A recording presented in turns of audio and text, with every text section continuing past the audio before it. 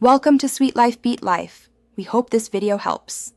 You begin by installing Docker Toolbox, VirtualBox, and Git. This gives you the CLI and a lightweight VM. Once done, launch Docker Quick Start Terminal so it can create and boot the default VirtualBox machine. Make sure to watch the terminal output. It configures Docker host and prints environment variables. After that, run Docker version and Docker machine ls to verify the VM is running. These first steps establish the environment so containers can run on Windows or Mac OS without native Docker. Now you fetch and run images.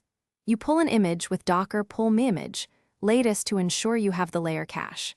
Then run Docker run dp 8080, 80 name webup v/c/path, /data image tag so the container is detached, ports map, and local files persist.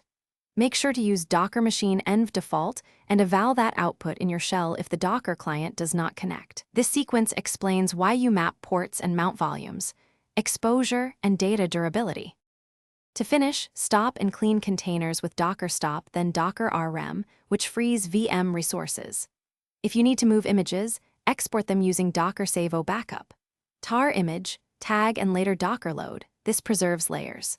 Make sure to commit changes if you altered a container with Docker commit.